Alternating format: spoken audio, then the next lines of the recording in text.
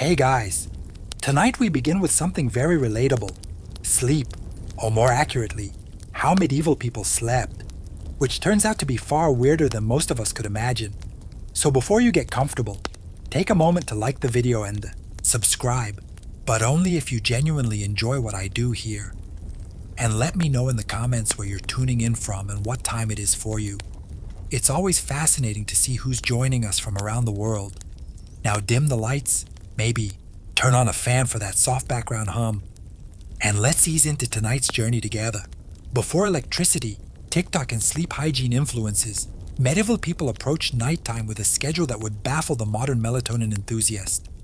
It was called segmented sleep, a natural two-part sleep cycle, split neatly in half like a stale medieval biscuit. The routine was simple. After sundown, most people turned in early, drifting off into what was known as first sleep. Then, after about 4 hours, they'd wake up deliberately and spend the next hour or two doing what can only be described as medieval midnight multitasking. This wasn't considered insomnia. It was just how sleep worked. The watch period between them all, 2 sleeps, was seen as practical, useful, and occasionally alarmingly social. People used this time to pray, read religious texts, tend fires, or check their livestock because nothing ruins your RAM cycle like wondering if your goat is still in the yard. And yes, this was also considered the ideal time for intimacy. Medieval physicians and marriage manuals noted that the body was well rested and calm of mind during this period, which sounds like a polite way of saying too tired to argue. So, if you ever thought you were romantic for waking up early to make your partner coffee, just know your ancestors were setting the bar very differently. The second sleep would follow this interlude, lasting until sunrise. Everyone from monks to farmers participated in this nightly rhythm. Even literary figures like Chaucer casually mentioned it, which means that yes, even in medieval literature, people were writing about not sleeping properly. Oddly enough, modern science has suggested that segmented sleep might actually be more natural for humans. The 2 sleep cycle aligns with how our circadian rhythms work in the absence of artificial light. So, the next time you find yourself wide awake at 2 a.m., don't panic. Just whisper, "Ah yes, the watch has begun," and go tend a symbolic fireplace. It wasn't until the industrial era, with factories, gas lamps, and the growing fear of unproductivity, that humans began to enforce the idea of 8 uninterrupted hours, as though sleep were a timed sport. In the medieval world, waking up in the middle of the night wasn't failure. It was the schedule, and everyone was on it whether they liked it or not. Let's talk about beds, or rather the medieval approximation of them. In today's world, we obsess over thread counts, memory foam, cooling gels, and whether a mattress is cloud-like. In medieval Europe, a bed was often just a pile of stuff that used to be alive, now flattened under the weight of poor sleep and unspoken regrets. The typical peasant bed consisted of a straw mattress known as a pallet. This was literally straw or hay stuffed into a sack of rough fabric if they had the luxury of a sack. If not, it was just straw on the floor, possibly damp, possibly already claimed by a cat. These pallets were not comfortable, but they were better than nothing. Which was the alternative? Straw was cheap, plentiful, and good at insulating against the cold. It was also great at harboring insects, lice, and the occasional field mouse, which made sleeping and exercising cautious stillness. If it itched, you ignored it. If it bit, you just shifted slightly and hoped for the best. If a family had a bit more money, or at least a functional back, they might elevate the straw mattress onto a wooden frame. This didn't change the sleep experience dramatically, but it did reduce the chances of waking up with beetles in your ear slightly. Linens were a rare treat. Most people slept in the clothes they wore all day. Pajamas weren't really a thing, and neither was personal space. Whole families, children, parents, maybe a grandparent, all slept together in the same space, sometimes on the same straw pile. If you got too warm, you could always roll into your cousin's elbow. Nobles, of course, had proper beds, large wooden, frames, feather mattresses, embroidered sheets, and canopies to keep out the drafts and hopefully the lice. These beds were so valuable they were passed down in wills. You didn't inherit land. You inherited Aunt Matilda's suspiciously lumpy feather, bed. Still, for most medieval folks, a bed wasn't a place of comfort. It was a place to not freeze, to avoid the chickens, and maybe, just maybe, to dream of being rich enough to one day sleep on something that didn't squawk or rustle. When we hear nightcap today, we think of a cozy little drink, maybe something with whiskey, a warm fire, and a questionable decision. But in the Middle Ages, a nightcap wasn't a beverage. It was a hat. A real tangible, often ridiculous-looking piece of fabric designed to keep your head from freezing off while you slept. You see, insulation wasn't exactly the strong point of medieval architecture. Stone walls, drafty thatched roofs, and windows made of thin animal horn or oiled parchment didn't do much against the cold, and central heating that was called a dog. So to keep their heads warm at night, especially since body heat escapes fastest through the scalp, medieval people adopted the humble nightcap. These hats came in all shapes and sizes, but the most iconic version was long and pointed, like something you'd expect on a wizard who moonlights as a chimney sweep. They were usually made from wool, linen, or whatever scrap of warmth could be spared without angering the family goat. For men, it was a practical accessory. For women, it sometimes doubled as a coif or head wrap, which also served the dual purpose of maintaining modesty and covering hair that hadn't seen soap since last Lent. But beyond warmth, nightcaps had social weight too.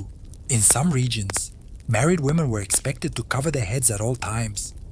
Yes, even while asleep. And the cap itself could be embroidered or dyed to reflect a family's wealth or status. Because nothing says success like going to bed with a mini flag on your skull. In more urban settings, the nightcap event became a symbol of being off duty. If you opened your door wearing one, it was a polite medieval way of saying, "I'm not dressed for conversation." And yes, this hat does mean, go away. Of course, nightcaps were often paired with nightshirts, which were essentially long, loose tunics. Picture Ebenezer Scrooge, minus the haunted moral lesson. Sleepwear wasn't sexy, but it was practical, itchy, and occasionally flammable.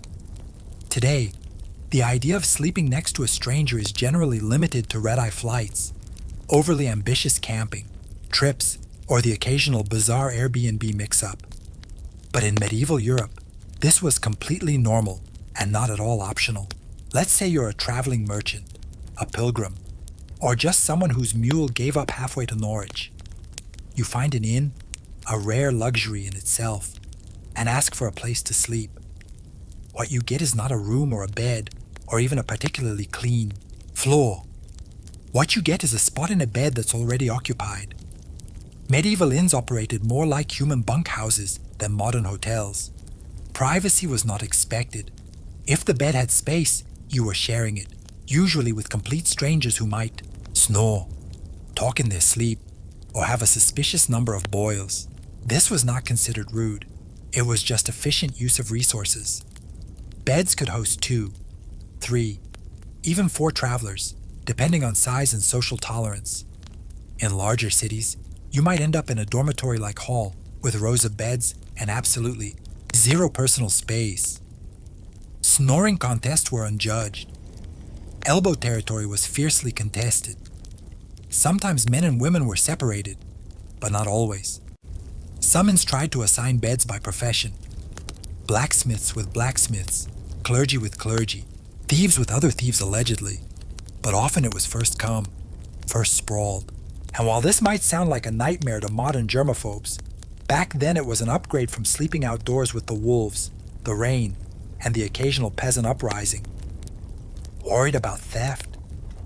Many travelers slept with their purse tied, to their belt or hidden under their clothes. Others slept on top of their bundles, turning luggage into both pillow and alarm system. If someone moved your bag, it usually meant you were about to wake up poorer.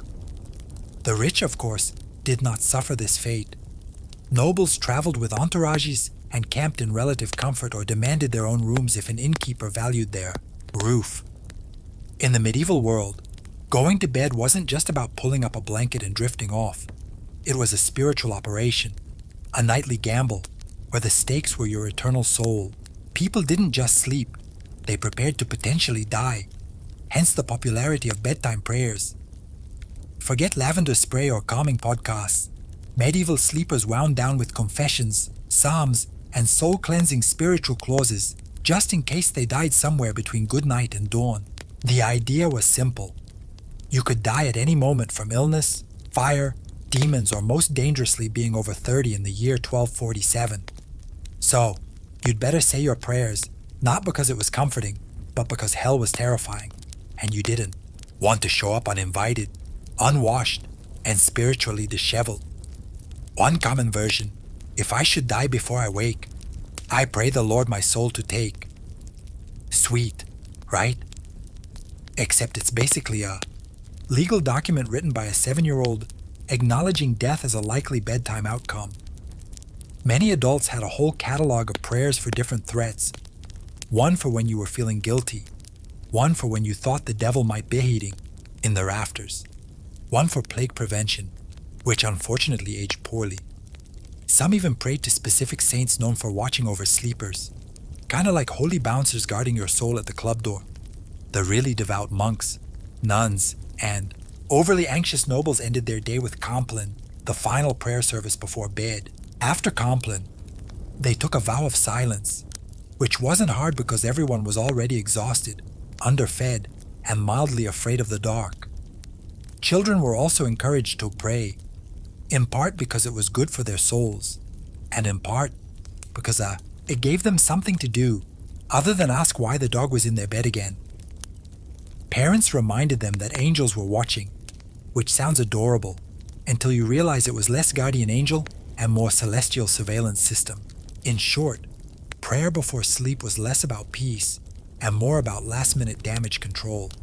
Think of it like medieval antivirus software. You hoped it worked, even if you didn't fully understand how. In the modern world, dreams are usually dismissed as random nonsense.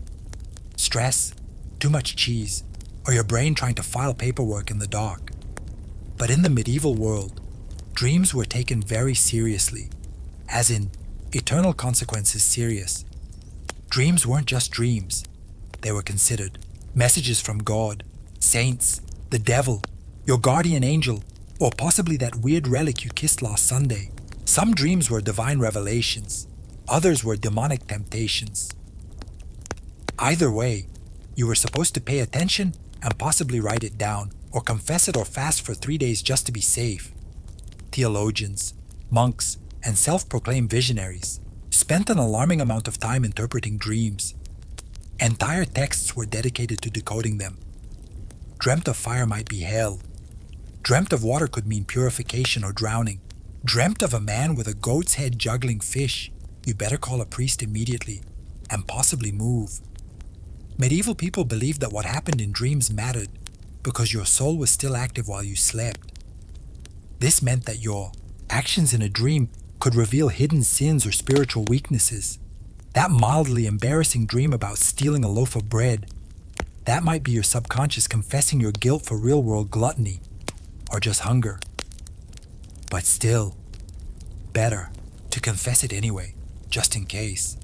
Monks and nuns often recorded their dreams and shared them with spiritual superiors. Some were celebrated for having holy visions during sleep. Others were quietly told to eat fewer onions before bed. Of course, dreams weren't just spiritual puzzles. They also made excellent plot devices. Medieval literature is full of dream sequences, where knights encounter angels, demons, or metaphorical creatures spouting poetry about virtue. Dreams were basically the Netflix of the medieval world, except with more allegory and fewer happy endings. The church predictably was suspicious. Not all dreams were divine, and some were believed to be planted by demons to corrupt the innocent.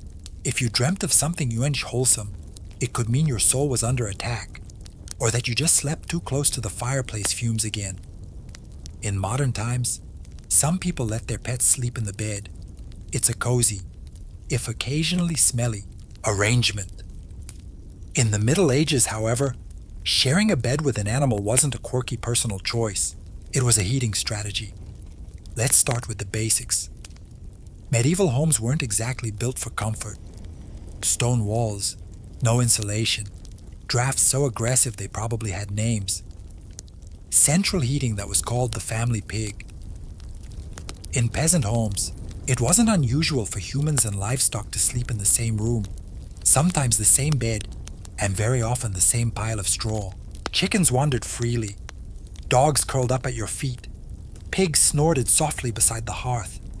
And if you were lucky, none of them bit you during the night. This wasn't about affection, though medieval people certainly appreciated their animals. It was about survival. Animals generated body heat. They were warm, dependable, and unlike some relatives, didn't hog the blanket. A large dog could keep your toes from freezing. A cow in the corner might raise the room temperature by a degree or two, which in January felt like a miracle. Medieval homes, especially those of the lower classes, often had just one room for everything: cooking, eating, sleeping, occasionally dying. Everyone, humans and animals alike, made do with the same space. Children might be nestled between parents and a goat. A chicken might serve as an impromptu alarm clock. Hygiene. Let's not ask too many questions. For wealthier families, this wasn't as common. Nobles didn't usually sleep next to livestock, though they might still have lapdogs in bed. Not for heat, but for fashion and flea redistribution. Some castles even had separate sleeping areas for favorite animals, because nothing says power like a dog with its own room and title. There were drawbacks, of course. Animals can be loud, they can wander, and they are not, historically speaking, known for respecting personal space. But medieval people adapted. A hoof in the face at 3:00 a.m., just part of the bedtime routine. If you've ever had to share a room at a youth hostel and thought, this is a bit much, allow us to introduce the medieval monastic dormitory, a place where comfort went to die quietly under a vow of silence. Monasteries didn't believe in personal space or softness or fun, really. The typical dormitory housed dozens of monks all sleeping in a single large room, usually arranged in neat rows like morally upright sardines. Beds, if you could call them that, were often wooden planks, sometimes with a straw mattress if the abbot was feeling generous, or it was a feast day. You slept fully clothed, not out of modesty, but because getting dressed in the dark at 2 a.m. for prayers was more painful than just going to bed already prepared. The monastic uniform, including robe, belt, and sandals, doubled as spiritual. Armor and poor insulation. If you got cold, you layered up. If you got hot, well, no, you didn't. There were no pillows, no privacy curtains, and absolutely no talking.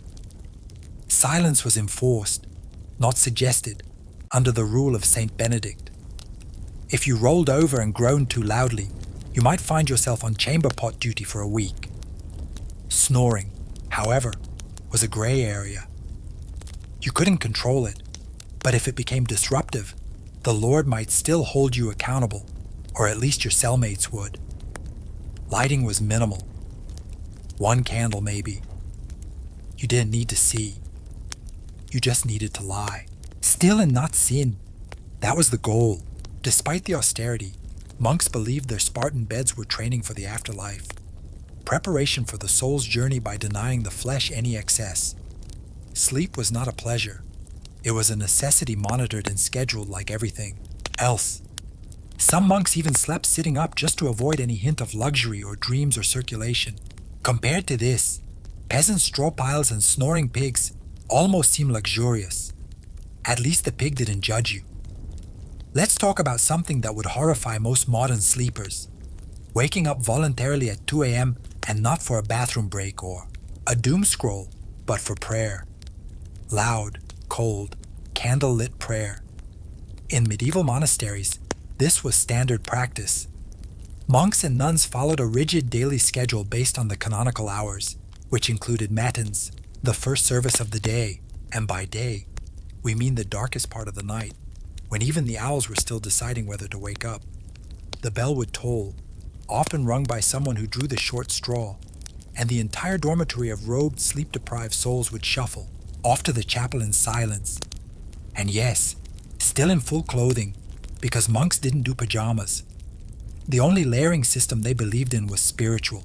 Inside the chapel, by flickering candlelight, and under the echo of stone vaults, they would chant psalms, recite scriptures, and try their best not to fall asleep on their feet. Which incidentally was a real issue.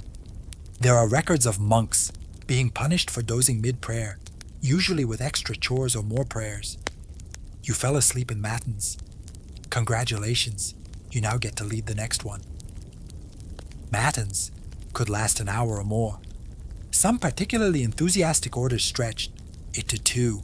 Imagine trying to stay spiritually engaged while your stomach reminds you that dinner was a bowl of lentils and a moral lesson, and your body's actively shutting down.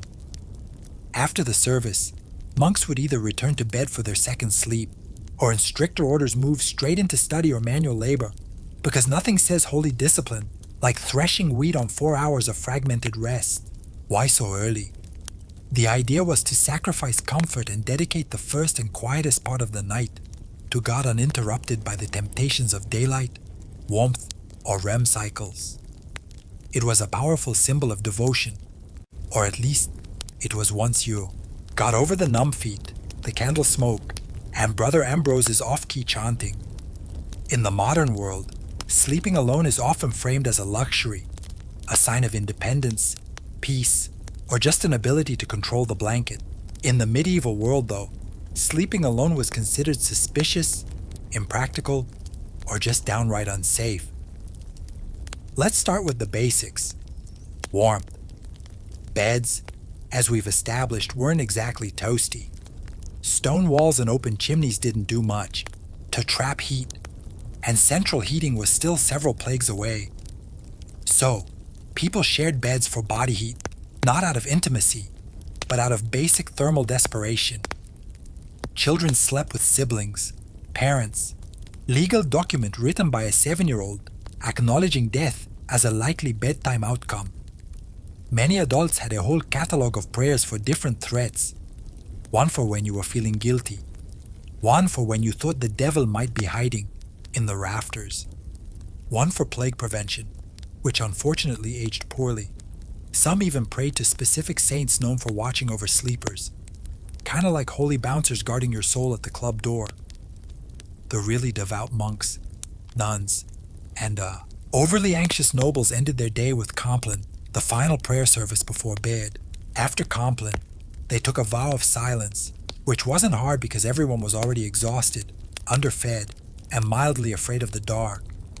Children were also encouraged to pray, in part because it was good for their souls, and in part because it gave them something to do other than ask why the dog was in their bed again. Parents reminded them that angels were watching, which sounds adorable, until you realize it was less guardian angel and more celestial surveillance system.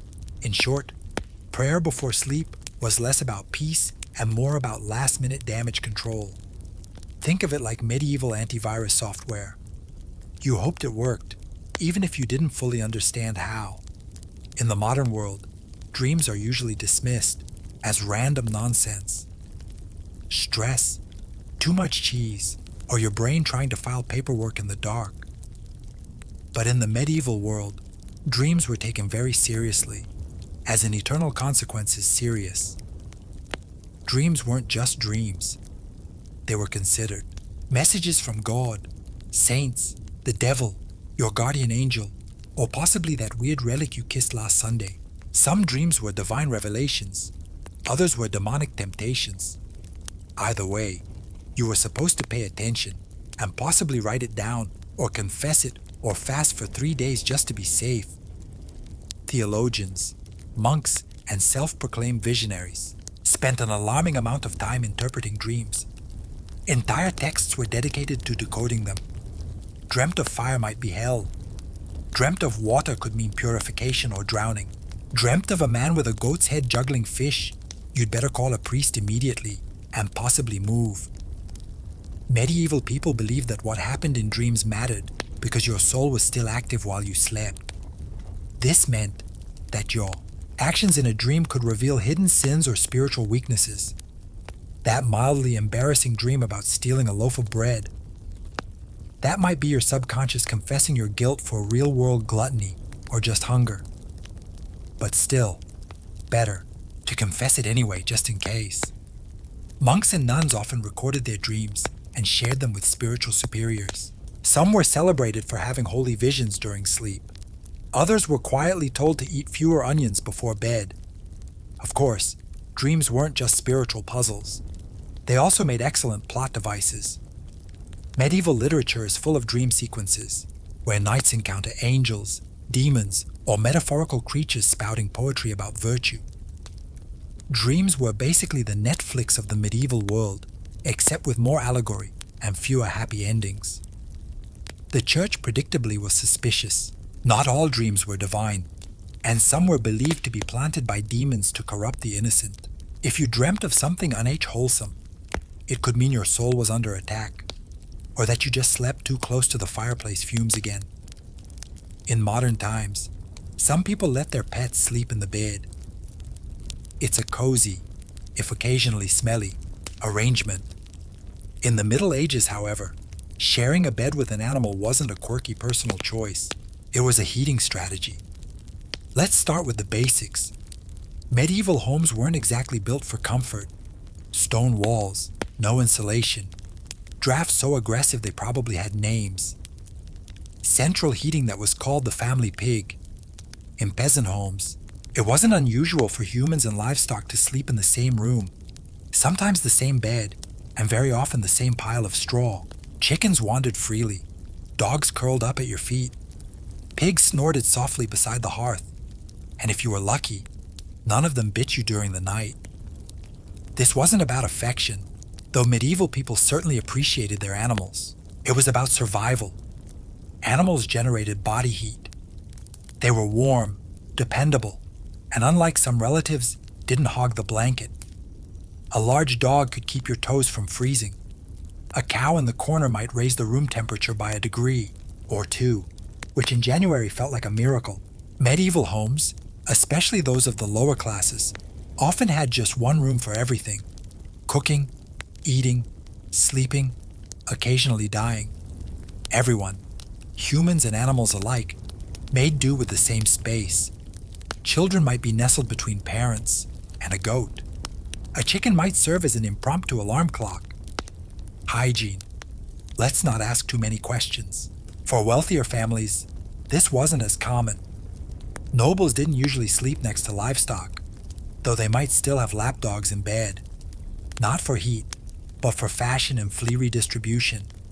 Some castles even had separate sleeping areas for favorite animals, because nothing says power like a dog with its own room and title. There were drawbacks, of course. Animals can be loud, they can wander, and they are not, historically speaking, known for respecting personal space, but medieval people adapted.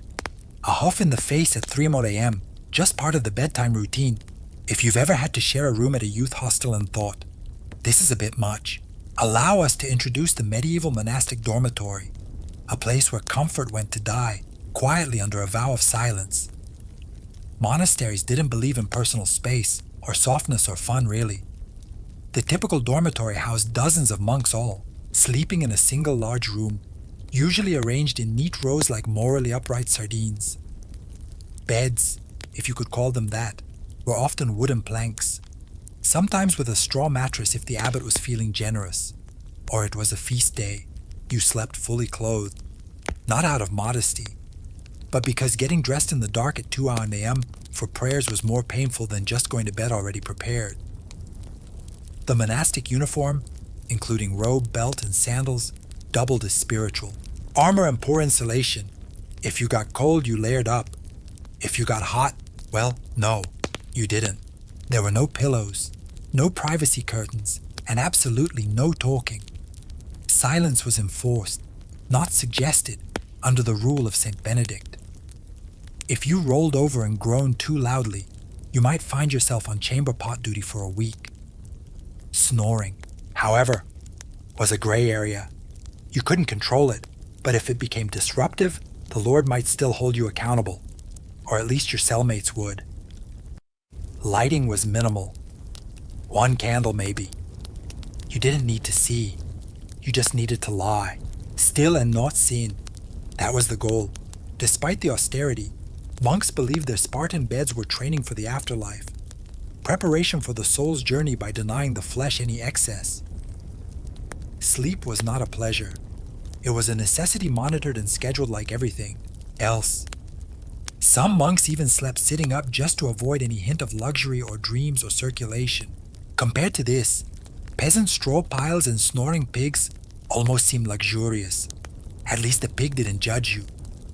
Let's talk about something that would horrify most modern sleepers. Waking up voluntarily at 2 a.m. and not for a bathroom break or a doom scroll, but for prayer. Loud, cold, candlelit prayer. In medieval monasteries, this was standard practice. Monks and nuns followed a rigid daily schedule based on the canonical hours, which included matins, the first service of the day. And by day, we mean the darkest part of the night, when even the owls were still deciding whether to wake up. The bell would toll, often rung by someone who drew the short straw, and the entire dormitory of robed, sleep-deprived souls would shuffle off to the chapel in silence, and yes, still in full clothing, because monks didn't do pajamas. The only layering system they believed in was spiritual. Inside the chapel, by flickering candlelight, and under the echo of stone vaults, they would chant psalms, recite scriptures, and try their best not to fall asleep on their feet. Which incidentally was a real issue. There are records of monks being punished for dozing mid-prayer, usually with extra chores or more prayers. You fell asleep in matins. Congratulations, you now get to lead the next one. Matins could last an hour or more. Some particularly enthusiastic orders stretched it to 2.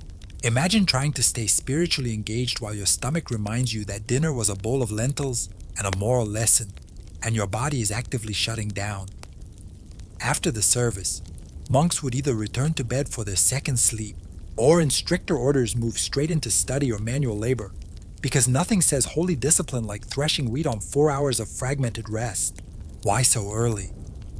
The idea was to sacrifice comfort and dedicate the first and quietest part of the night to God uninterrupted by the temptations of daylight, warmth, or REM cycles.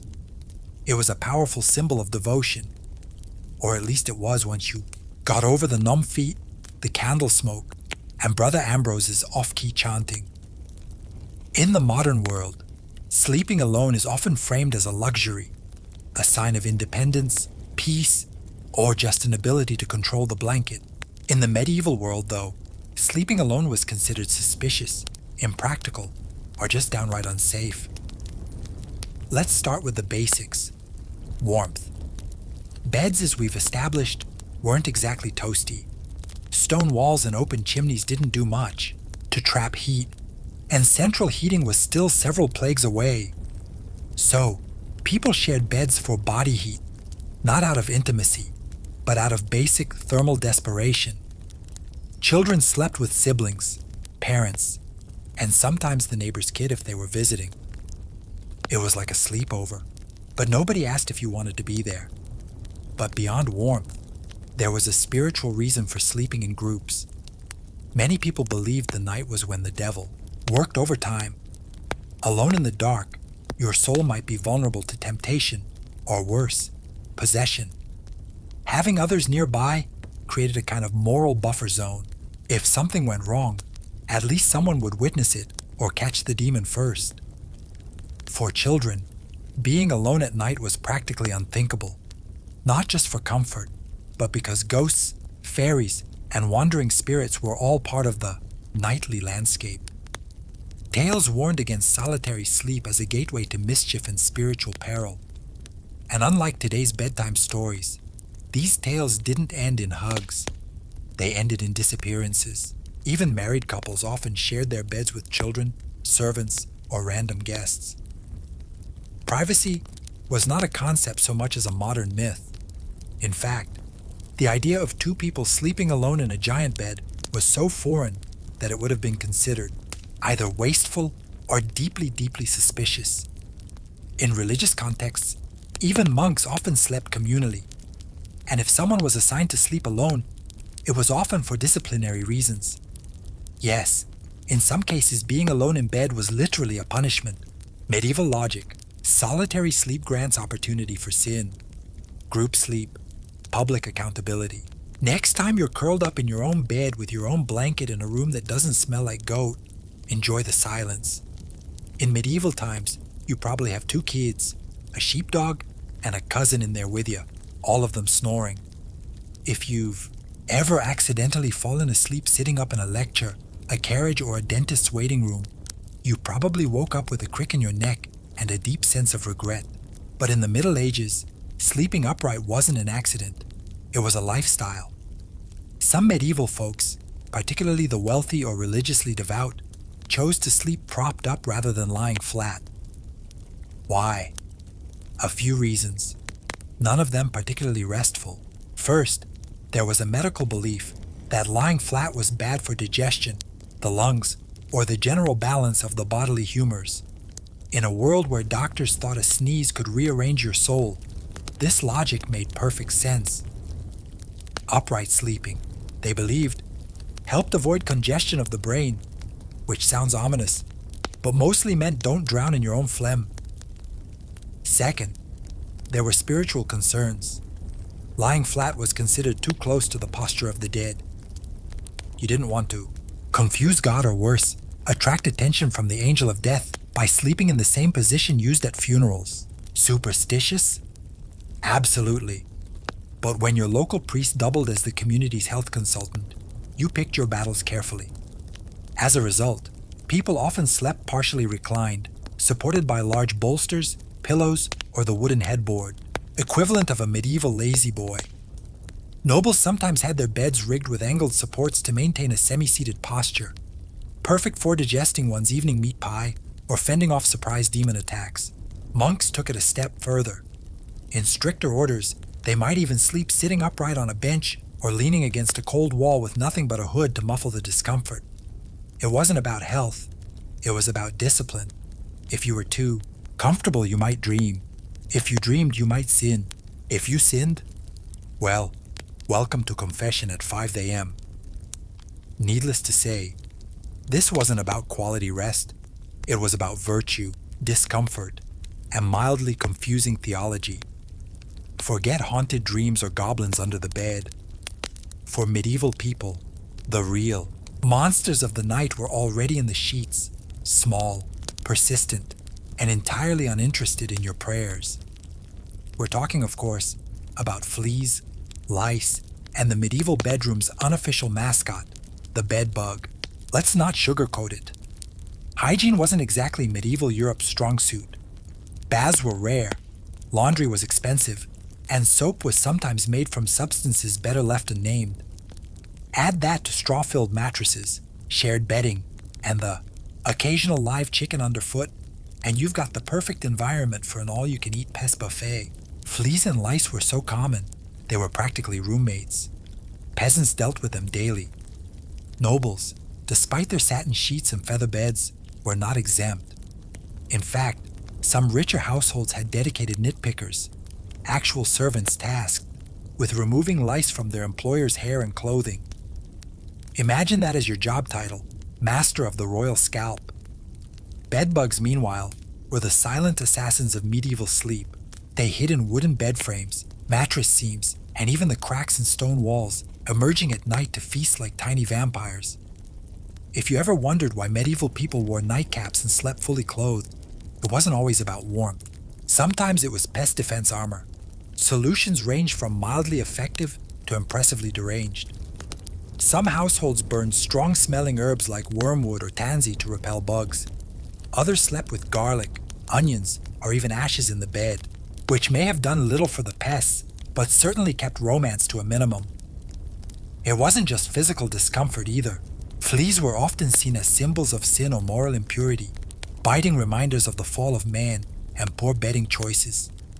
Entire poems were written about fleas, some moralizing, some weirdly romantic, because nothing says I love you like, let us be united like the flea that bites us both. So, While modern sleep is interrupted by buzzing phones and streetlights, medieval sleep was more likely disturbed by scratching, twitching, and the subtle feeling that something was crawling on your shin. Because it was. We've all had restless nights. But have you ever tried falling asleep while wearing 100 lb of iron? No. Well, in the Middle Ages, some people did exactly that because apparently nothing says sweet dreams like being prepared to joust in your sleep. Now, to be clear, most people, even knights, didn't regularly sleep in full armor. It was hot, heavy, and loud. Trying to roll over in a suit of chainmail is a bit like trying to nap inside a bag of cutlery. But during wartime, or in hostile territory, sleeping partially armored was considered the safer choice. Comfort, optional, survival, highly recommended. A knight on campaign might remove only his helmet and gauntlets, keeping his mail shirt or breastplate on just in case enemies decided to stage a midnight surprise party. There's nothing quite like waking up to the sound of hooves and having to suit up while still half dreaming about turnips. In castles under siege, men-at-arms might even sleep with swords or axes at their side, like some very aggressive bedtime security blankets. Shields doubled as pillows, and if the enemy breached the walls, well, at least you wouldn't have to get dressed. Priorities. Of course, sleeping in armor wasn't exactly restorative. Iron isn't breathable, and chainmail has a bad habit of pinching skin. Add cold stone, floors, minimal bedding, and the ambient sounds of snoring comrades and crackling torches, and you've got a sleep environment that ranks somewhere below airport terminal on the comfort scale.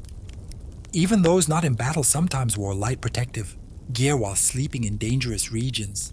Traveling merchants or guards on watch duty might nap in gambers, thick quilted jackets that offered a bit of protection and slightly more padding than the moral support of prayer alone. And lest we forget, armor wasn't exactly subtle. If you rolled over the wrong way, you might clank so loudly that everyone else woke up and assumed the apocalypse had arrived again. In a time when nightly demons, lice infestations, and pigs in your bed weren't considered unusual, you might think that sleepwalking was just one more medieval inconvenience. But oh no, it was much more dramatic than that. In the Middle Ages, if you started wandering around in your sleep, people didn't chalk it up to stress or exhaustion. They assumed you were possessed, bewitched, or hadn't finished business with the Holy Roman Empire. Sleepwalking or noctambulation, if you wanted to impress the local monk, was poorly understood and often feared. The idea that someone could rise from their straw pallet, shuffle across the room, and stare blankly at a wall was less harmless. Parasomnia and more devil's rehearsal dinner. Accounts from the time suggest that people were genuinely spooked by sleepwalkers. Picture this. A man in a long nightshirt, candle in hand, eyes glazed, mumbling Latin that he didn't actually speak while stepping over livestock. You'd think, ghost or heretic or both. And depending on your local priest, an exorcism might be scheduled before breakfast. Some believe sleepwalking was caused by bad humors, especially too much black bile, which was the medieval catch-all for anything they couldn't explain. Others thought it happened because the soul was temporarily released during sleep, leaving the body free to bumble around like an unattended mule. To prevent these nightly adventures, people tried everything from herbal remedies to praying over their beds, hanging iron charms, or in more rural areas, just tying the person's leg to a chair. If that sounds extreme, consider that some medieval homes had open hearths, knives everywhere, and chamber pots just waiting to be tragically overturned. In one curious twist, there were rumors of people climbing onto rooftops in their sleep. Whether or not these accounts were exaggerated, the fear of leaping dreamers led to barred windows and occasional theological debates about whether a person could sin while unconscious. Thankfully, most sleepwalkers just paced, muttered, or attempted to open imaginary doors. But if someone sleepwalked into a church, locals might treat it as a divine sign or call for a cleansing ritual just to cover all spiritual bases. If medieval life taught people anything, it was how to sleep through chaos. Church bells, thunderstorms, screaming livestock, the occasional siege. For the sleep-deprived denizens of the Middle Ages, these were just ambient noises. the medieval version of white noise. Let's start with the bells. Church bells marked every sacred moment of the day. Sunrise, prayer times, meals, and of course, the ungodly hour of matins at 2 or 3 Kinks a.m. If you lived anywhere near a monastery, your dreams were probably soundtracked by regular tolling. At some point, the brain just accepted it. Bells became the lullaby of an overscheduled soul. And it wasn't just bells. Storms were frequent and terrifying. With no weather apps or triple glazed windows, you experienced every clap of thunder, like the world might end. Roofs leaked, windows rattled, and chimneys howled like banshees. Still, people slept. They had to. Work didn't stop for insomnia. Neither did plowing, praying, or running from Vikings. Speaking of which, invasions and apocalyptic events weren't always a deal-breaker for bedtime either. In the 14th century, people continued to sleep somehow through famine, war, and even the Black Death. When death carts rolled by in the morning, it was considered more of a grim wake-up call than a cause for panic. And if you didn't wake up, well, some believed that was a mercy. There are even records of people sleeping through earthquakes, barn fires, and angry mobs. Sleep deprivation was common, and bodies adjusted. If you worked from sunup to sundown, ate barely enough to survive, and spent your day dodging mud taxes and spiritual damnation, you were going to fall asleep hard.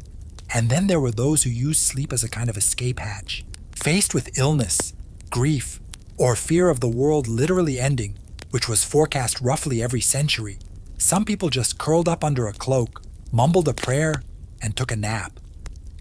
There's a strange kind of wisdom in that. In the winter of 1692, the village of Salem, Massachusetts was cloaked in more than just snow. It was cloaked in tension, suspicion, and a quiet kind of fear that seeped into the timber-framed homes and frozen fields. The people of Salem were Puritans, strict, devout, and deeply superstitious. They believed they were building a holy community. In the wilderness, a city on a hill watched by God and stalked by Satan. Life was already hard. The village had recently split from Salem town over politics and religion. Crops had failed. Smallpox had ravaged nearby communities. Wars with native tribes had left many traumatized.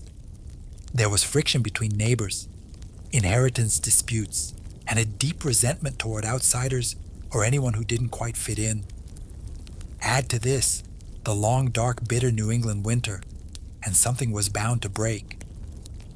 That break came in the home of Reverend Samuel Parris, the village's minister. His 9-year-old daughter, Betty, and 11-year-old niece, Abigail Williams, began to behave strangely. They screamed uncontrollably. They threw things. They contorted their bodies in unnatural ways. At times they fell silent for hours, eyes wide with terror. Neighbors whispered that they were cursed. The girls claimed they were being pinched and bitten by invisible forces. Reverend Parris, unsure of what to do, called in a local doctor, William Griggs. After failing to find any physical cause, Griggs delivered the diagnosis that would plunge the village into chaos. Witchcraft. That single word set fire to the fears already simmering in Salem. In a place where witches were believed to be real, dangerous servants of the devil, the idea was not far-fetched. And now, if the devil could worm his way into the minister's own household, what did that mean for the rest of the community? The girls, prodded by both adults and peers, began naming names. First they accused women on the margins, social misfits and outcasts.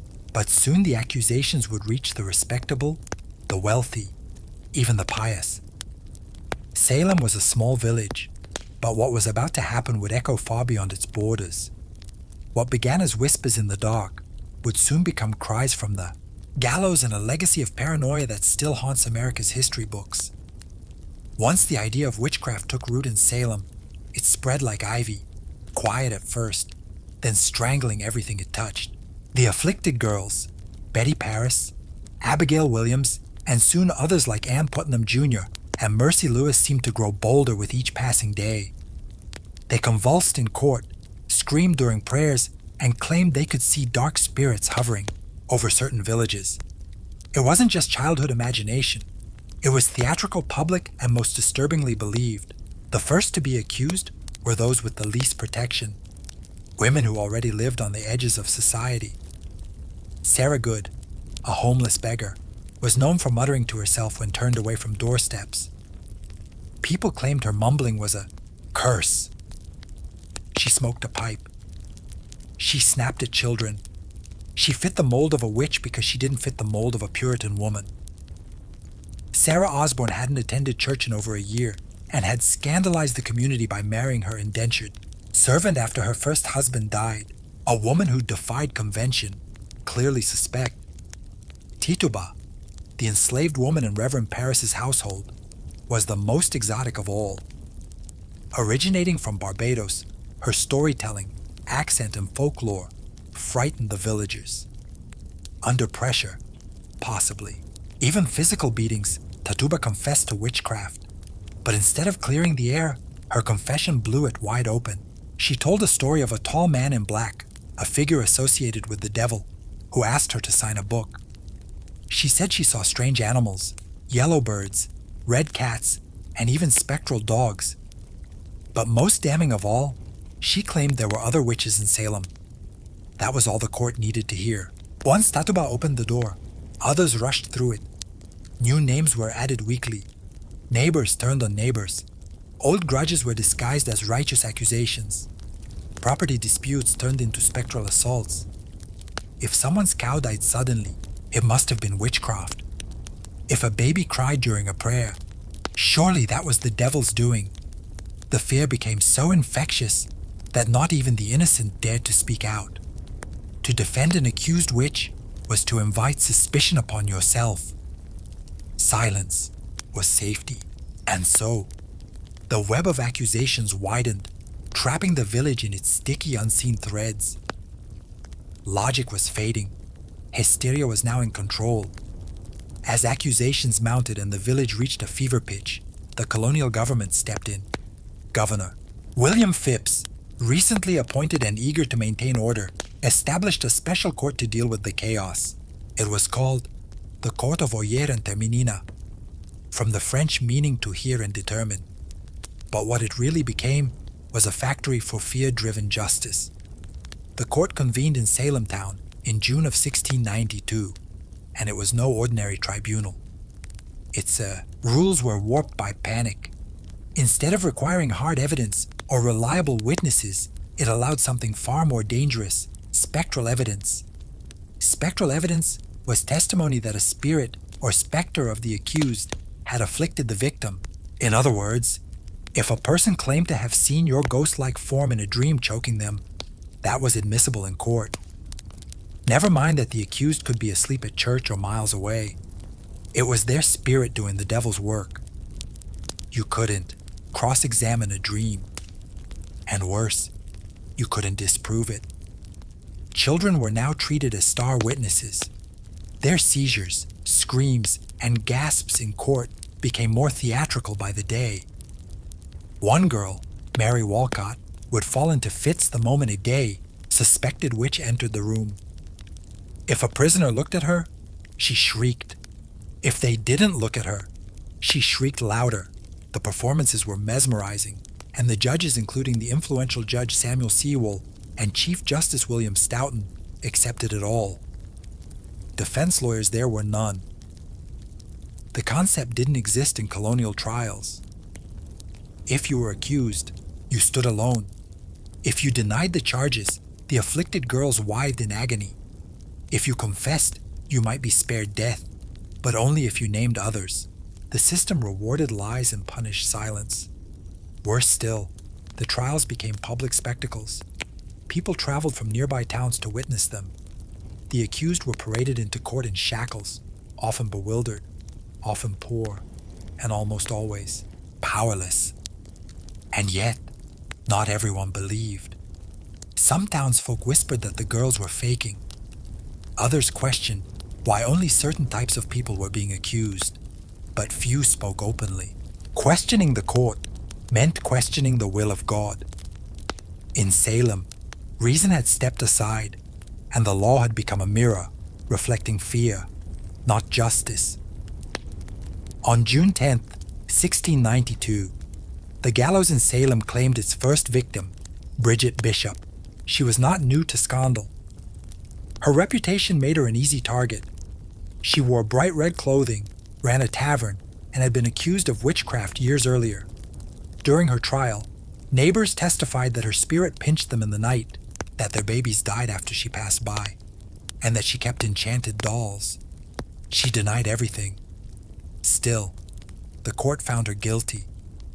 She was led to Gallows Hill, a barren, windswept patch of earth just outside Salem. No prayer, no mercy. The rope was pulled. The crowd watched, and position that suggests composure rather than survival. Conversations resume, though slower now, weighed down by the sheer effort of existing after such a meal.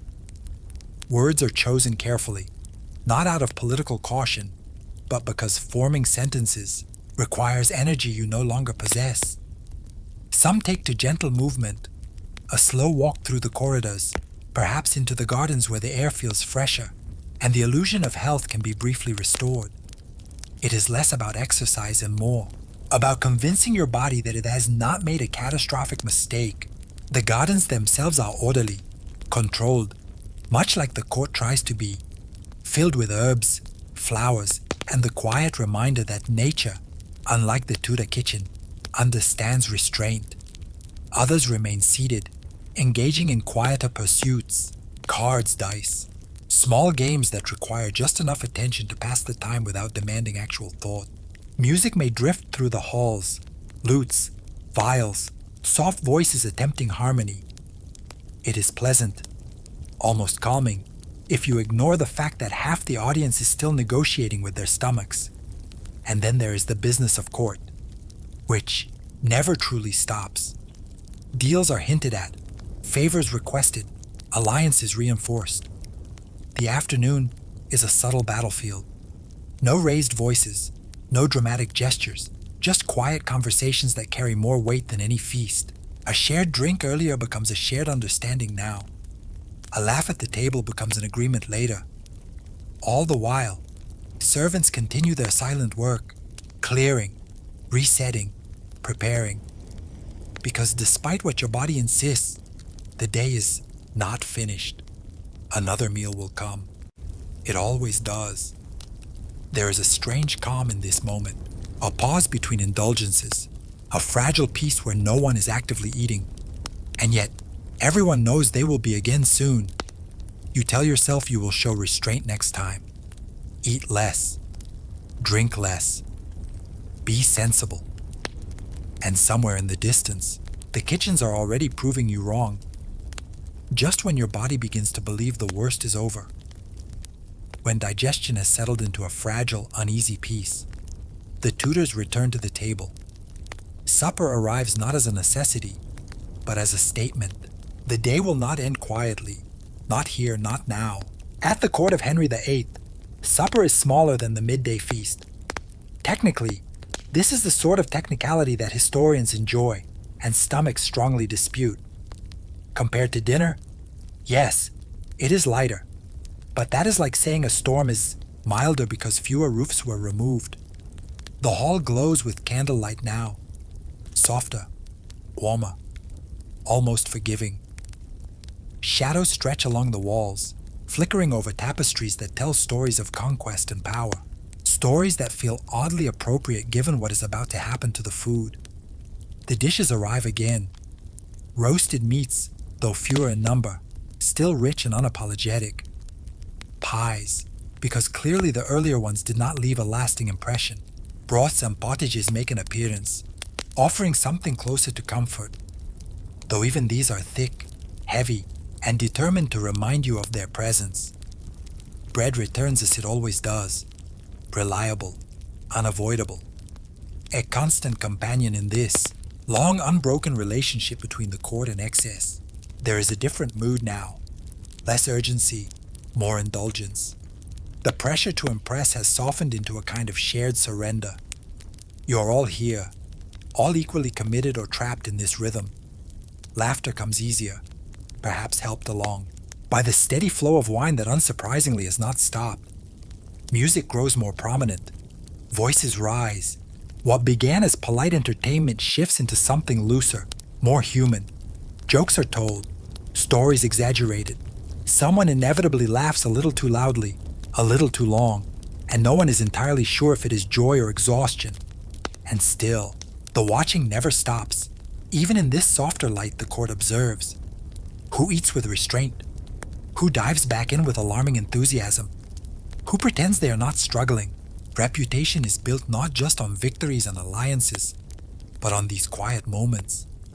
How you carry yourself when the day is long and your appetite should have surrendered hours ago. By now you are beyond full.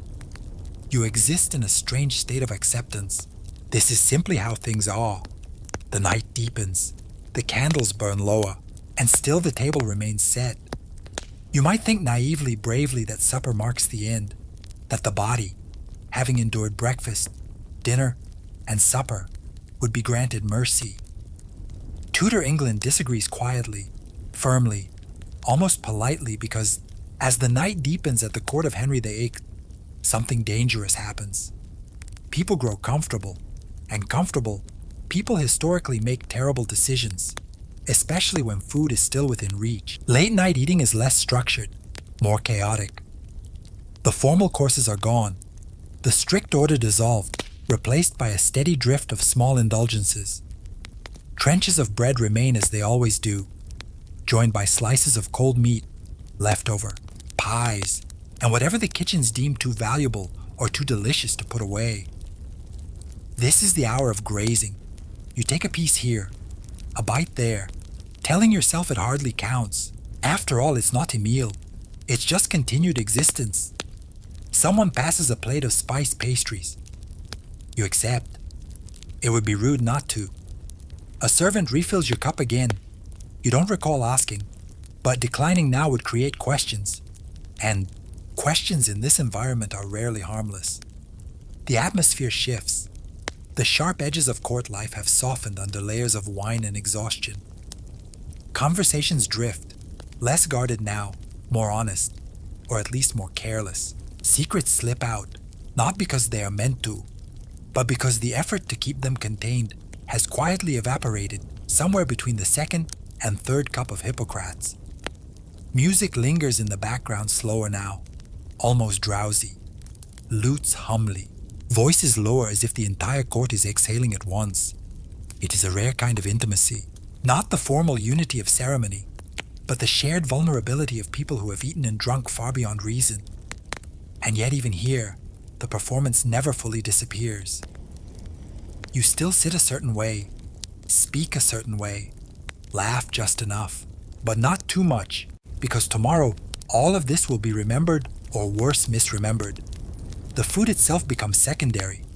It is no longer about hunger. It is habit, ritual, something to do with your hands while your mind drifts somewhere safer. At some point, you realize you're no longer tasting anything. The flavors have blurred into a single overwhelming memory of richness. Still, you reach for another bite, because in Tata, England, stopping is not part of the tradition. At last, though no one announces it, and no bell is rung, the day begins to loosen its grip. The candles have burned low, their light no longer proud but stubborn. Conversations fade into murmurs, then into silence, as one by one the court surrenders, to exhaustion. At the court of Henry VIII, even endings are unceremonious. You do not declare that you're finished. You simply stop. Stop reaching for food. Stop lifting the cup. Stop pretending that one more bite will somehow improve your situation. Rising is its own challenge. The body protests, not dramatically, but with quiet, persistent reminders of everything you have done to it throughout the day. You move carefully, aware that dignity is a fragile thing at this hour. One misstep, one visible sign of discomfort, and tomorrow's whispers will carry your name through the corridors. Servants guide the process without being noticed. Tables are cleared, benches reset, the evidence of excess slowly erased. What looked like abundance hours ago now resembles the aftermath of a campaign. Remains scattered, fragments of indulgence left behind, bread hardened, bones stripped clean, cups abandoned mid-thought. The walk back to your chamber feels longer than it should. The corridors are quieter now, the stone walls holding the last echoes of laughter and music. The air is cooler, fresher, almost forgiving. For a brief moment, away from the table, you remember what it feels like to simply exist without being watched. In your chamber, the night settles fully. Heavy fabrics, dim light, the faint creak of wood and stone. You prepare for sleep slowly, not out of ritual, but necessity. There is no rushing this part. Your body demands patience, a kind of reluctant recovery from a day spent in constant indulgence. And as you finally lie down, there is a strange clarity, a quiet acknowledgement of excess. You tell yourself firmly, convincingly, that tomorrow will be different. Lighter meals, smaller portions, a touch of reason. It is a comforting thought.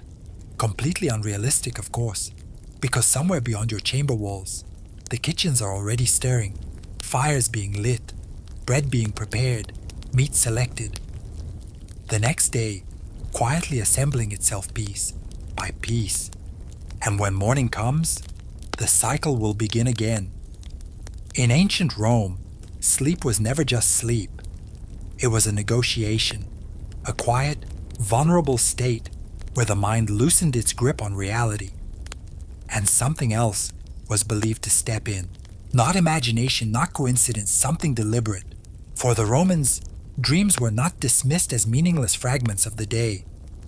They were signals, messages sent by the gods, or at the very least, shaped by forces beyond human control. And this belief was not reserved for the overly spiritual or the particularly anxious. It was shared across society, from soldiers and merchants to senators and emperors, all equally subject to whatever might visit them in the night. This created a problem because if dreams were messages, then ignoring them wasn't just foolish, it was risky, potentially catastrophic. A bad decision made in waking life could be blamed on poor judgment. But a bad decision made after ignoring a dream that felt like tempting fate itself. And fate in Rome had a reputation. The Roman world was built on the assumption that the gods were involved, not in a distant abstract way, but actively, constantly adjusting outcomes, nudging events, interfering when it suited them. Storms, victories, plagues, sudden success, all of it could be traced back to divine will. Dreams fit neatly into this system. They were simply a quieter method of communication, less dramatic than thunder, more personal than a public omen, but also far more confusing. Dreams rarely arrived with clarity. They came distorted, symbolic, wrapped in imagery that felt meaningful, but refused to explain itself. A familiar face behaving strangely, a place that looked right but felt wrong, blood, fire, voices, silence. The kind of scenes that linger long after waking, refusing to fade into the background. And so interpretation became essential. Romans discussed their dreams. They remembered them, analyzed them, sometimes feared them. A vivid dream was not something to casually mention over breakfast. It was something to consider carefully, because behind it, there might be intention, a warning, or worse, a glimpse of something already set in motion. This belief created a strange tension. Sleep was necessary, but it was also unpredictable. You could not control what you would see, only how you would respond afterward.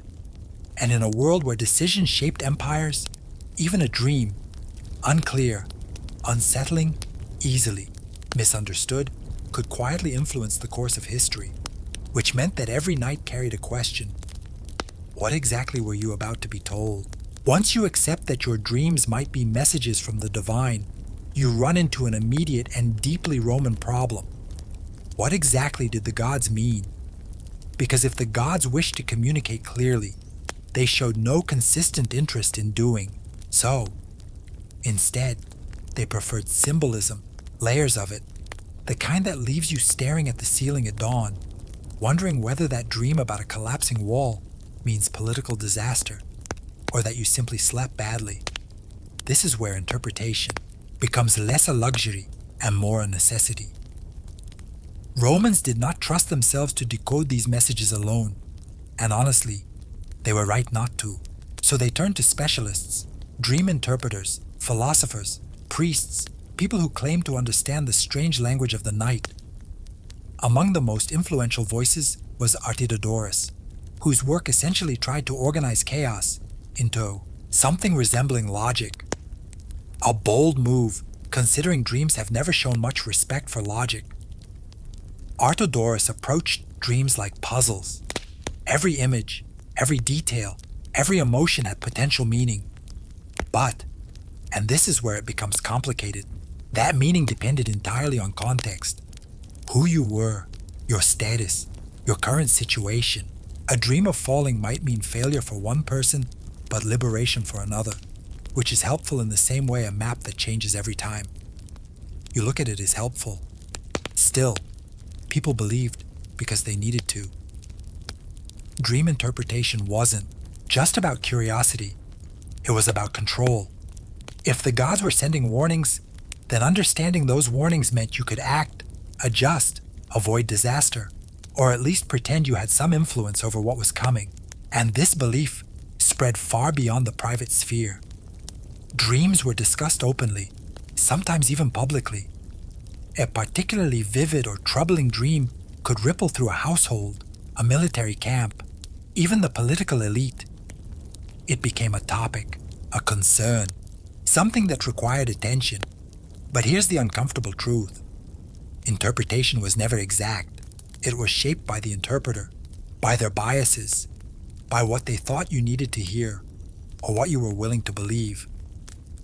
Which meant that in trying to understand the will of the gods, Romans often ended up confronting something else entirely, their own fears. And sometimes those fears were far more influential than the dream itself. Once dreams leave the bedroom, they become dangerous. Not because they change, but because people start acting on them. And in Rome, where ambition already runs high, that is a risky combination. At the upper levels of society, dreams were not private curiosities. They were political material. A senator might casually mention a troubling vision, not out of vulnerability, but calculation. Because if a dream suggested danger, betrayal, or divine disapproval, it could be used subtly to influence decisions, delay actions, or justify caution that might otherwise look suspicious. This is how something as fragile as a dream begins to harden into strategy. Consider the atmosphere of the Senate, tense, competitive, filled with men who trust each other just enough to keep talking, but not enough to relax. Now add a dream into that environment. Not a pleasant one. Something symbolic. Something ominous. Suddenly the conversation shifts because in Rome, ignoring a dream was one thing. Ignoring a dream that someone else had publicly shared, that carried risk. If something went wrong afterward, the blame would not fall quietly. Someone had seen it coming. Someone had spoken, and you chose to proceed anyway.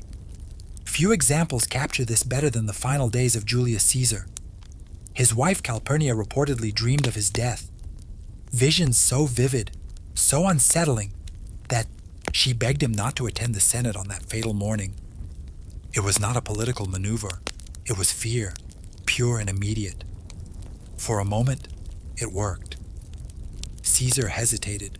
The idea of staying home entered the realm of possibility, and then predictably, politics intervened.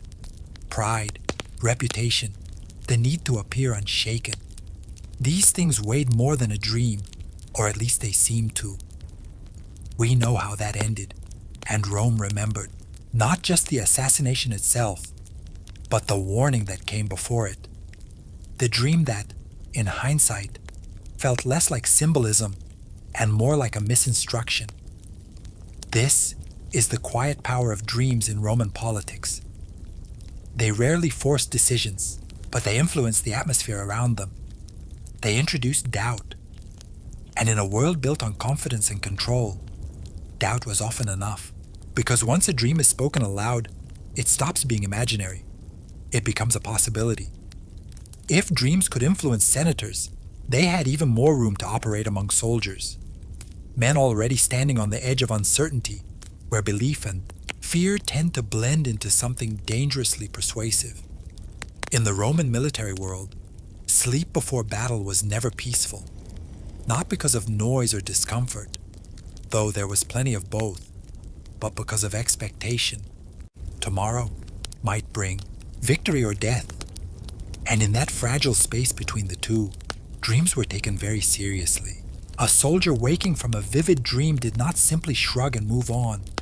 He remembered it, repeated it, shared it with others. Because if the gods had something to say, it was better to listen than to march blindly into disaster. Commanders, despite their carefully maintained image of control, were no exception. Even the most disciplined leaders paid attention to omens, signs, and yes, dreams. Before major decisions, it was not uncommon for generals to consider what had been seen in the night alongside reports from scouts and advice from officers. Logic and superstition were not opposites in Rome. They worked together, often uncomfortably. There are accounts of leaders altering plans after troubling visions, delaying an attack, choosing a different route, performing sacrifices to calm whatever unseen force seemed displeased. Whether these decisions were driven by genuine belief or simply a desire to reassure nervous troops is almost irrelevant. The effect was the same. Dreams shaped action. And then there were the dreams that spread. In a camp of thousands, one story could travel quickly. A soldier claims he saw blood covering the battlefield before the fight even began. Another dreams of an eagle falling from the sky, a symbol no Roman would take lightly. These images linger. They attach themselves to the mood of the army. Confidence becomes hesitation. Excitement turns to quiet tension. Of course, the opposite could happen as well. A dream of victory, of divine favor, of signs that everything would go well. These could lift morale just as quickly. A good dream shared at the right moment might steady an entire unit. But here is the problem. No one could prove which dreams mattered. And so, every dream carried weight. Because when you're standing on the brink of battle, even the smallest hint of certainty, real or imagined, is something you hold on to. And sometimes, what you believe the gods have shown you matters more than what is actually waiting on the battlefield. If interpreting dreams at home felt unreliable, and it often did, the Romans had a more structured option. Take your confusion somewhere official, preferably somewhere with columns, incense, and a priest who looked like he had seen this sort of thing before. Welcome to the practice of incubation, not a medical procedure, though it does sound like one. This was the deliberate act of sleeping in a sacred place to receive a dream sent by the gods. In other words, if your subconscious was being unhelpful, you outsourced the problem to divine customer service. The most famous setting for this was the cult of Asclepius, whose temples functioned as a strange combination of hospital, shrine, and dream theater. People traveled long distances seeking answers, especially those dealing with illness, uncertainty, or decisions that felt too large to risk guessing.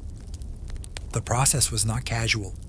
You did not simply walk in, lie down, and hope for something useful. There were rituals, preparations, offerings, cleansing of the body, quieting of the mind. The idea was to make yourself receptive, to create the right conditions for the gods to respond. Then came the sleep itself. You would lie down within the temple, often among others doing the same, surrounded by the soft flicker of lamplight and the low murmur of prayers. And there in that controlled environment, you would wait not for rest, but for revelation. The dream, when it came, was expected to be clearer, more direct, less symbolic, or at least easier to interpret. Sometimes the god appeared personally, offering guidance or healing. Sometimes the message was still wrapped in imagery, but considered, trustworthy enough to act upon. And crucially, you were not left alone to interpret it. Priests were there to help translate what you had seen, turning the dream into something actionable, a treatment, a decision, a warning, which of course raises an uncomfortable question. How much of the meaning came from the gods, and how much from the people explaining them? Because while incubation offered structure, it also introduced authority. And authority in Rome rarely operated without influence. Still, people believed they needed to, because in a world where the future felt uncertain and often hostile, the idea that you could ask the gods directly and receive an answer in your sleep was not just comforting, it was irresistible. By now, one thing is clear. Romans did not suffer from a lack of meaning. If anything, they had too much of it. Every dream, every symbol, every unsettling image carried potential significance. The real challenge was not whether something meant something, but whether you were interpreting it correctly. And this is where things became complicated. Because once you begin treating dreams as messages, you also begin dividing them into categories: good, bad, favorable, dangerous, encouraging, catastrophic. A dream of victory might be taken as divine approval. A dream of falling, drowning, or blood, well, that tends to ruin your morning rather quickly. But Roman thinking rarely allowed for simple conclusions. A bad dream could, under the right interpretation, become a warning that leads to a good outcome. A good dream could encourage overconfidence, which predictably ends badly. In other words, certainty itself became suspicious. Philosophers like Cicero were not entirely convinced by the whole system. He questioned whether dreams truly came from the gods, or whether they were simply the mind reorganizing its own experiences. A reasonable argument, almost modern in fact. But here's the problem with being reasonable in ancient Rome. Reality did not always reward it. Even those who doubted the divine nature of dreams still had to live in a society that believed in them. Ignoring a dream outright could make you look careless. Worse, it could make you seem arrogant, as if you believed yourself above the influence of fate. And in Rome, that was not a reputation you wanted. Fate had a habit of responding to arrogance with enthusiasm. So, people walked a careful line. They acknowledged dreams, discussed them, sometimes acted on them, but tried not to appear controlled by them. It was a delicate balance between belief and performance, between caution and confidence. And then, there was the psychological side, though they wouldn't have called it that. If you believed a dream predicted disaster, your behavior would change. You might hesitate, delay, act differently, and in doing so, you could bring about the very outcome you feared or avoid it entirely, which raises an uncomfortable possibility. Maybe the power of dreams was never in the message itself, but in what people did after they woke up. Not every Roman was a senator, a general, or a man with enough influence to turn a dream into policy. Most people lived quieter lives. Merchants, craftsmen, farmers, servants, people whose decisions did not reshape the republic or the empire. And yet, they dreamed just the same. In fact, for ordinary Romans, dreams could feel even more immediate, less filtered, less strategic. A senator might weigh a dream against politics. A soldier might compare it to battlefield reality. But a baker, a mother, a laborer, they had fewer buffers between what they saw in the night and how they felt in the morning. A troubling dream lingered. It stayed with you as you worked, as you walked through the market, as you tried to carry on with the rhythm of the day. Because even if you didn't fully understand it, you couldn't ignore it either. There were common patterns, dreams of losing teeth associated with anxiety or loss, dreams of being chased, danger approaching though from where no one could say, dreams of the dead visiting the living.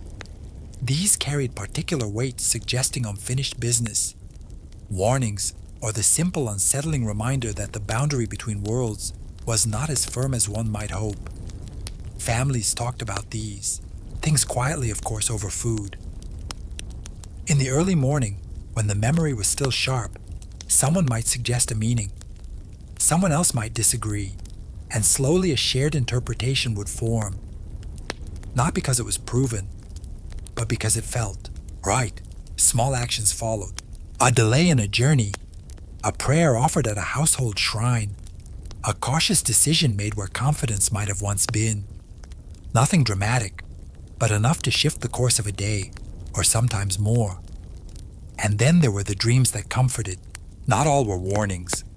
Some offered reassurance, visions of loved ones, of safety, of things going well. These were held onto just as tightly, especially in a world where certainty was rare and control even rarer. What's striking is how personal it all was. Without formal interpreters, without grand consequences, dreams still mattered. They shaped moods, influenced choices, colored the way people moved through their lives. Because whether you ruled Rome or simply lived within it, one truth remained the same. You could not control what you dreamed, only what you believed it meant. By this point, dreams are no longer just strange experiences of the night. They have become something heavier, threads woven into a much larger idea the Romans could never quite escape: fate. In Rome, fate was not a gentle concept. It was not flexible, not negotiable, and certainly not concerned with your personal preferences. It simply existed, a force moving quietly beneath everything, guiding outcomes with the patience of something that already knew how the story would end. And dreams were believed to be glimpses of that story, not the full script, never that convenient, but fragments, hints, moments where the curtain lifted just enough for you to see what might be coming. This created a tension the Romans lived with constantly. If fate was fixed, then what was the point of acting on a dream? But if fate could be influenced, even slightly, then ignoring a dream became a dangerous gamble. Philosophers argued about this endlessly.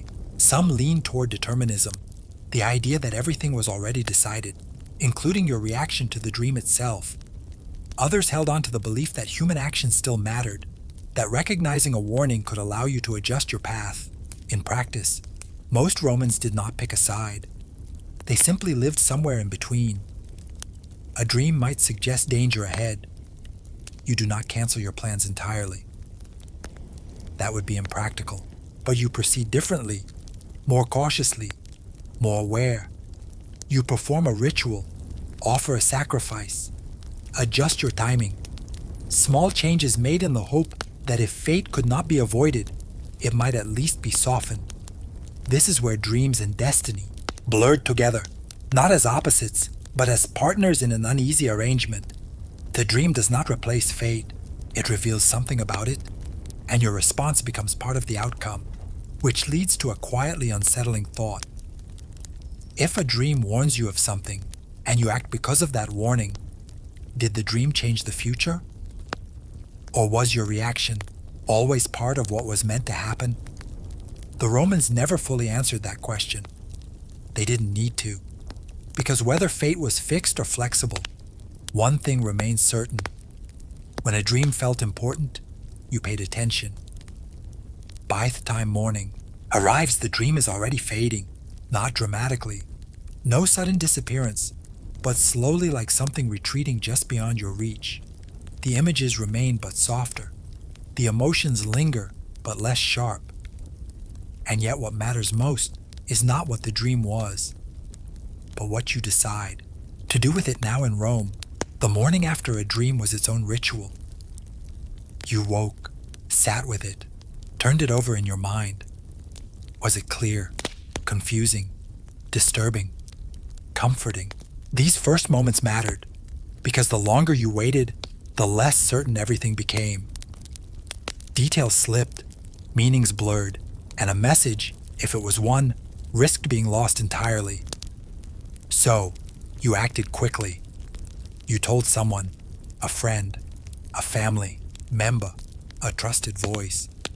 Because speaking a dream out loud gave it weight. It moved it from the private world of the mind into the shared world of interpretation. And once it was shared, it became harder to ignore. At times, It traveled further. A particularly striking dream might be repeated, passed from one person to another, gaining attention with each retelling. The details sharpened, the meaning solidified, not necessarily because it was more accurate, but because people needed it to make sense. And then came the decision. Do you act on it? Do you change your plans? Delay your journey? Approach the day differently? Or do you dismiss it, choosing reason over possibility, risk over caution? There is no clear answer. There never was. What makes this moment powerful is not the dream itself, but the belief surrounding it. Romans lived in a world where meaning was constantly being assigned, where events were rarely just events, and experiences rarely stood alone. Dreams fit perfectly into that system.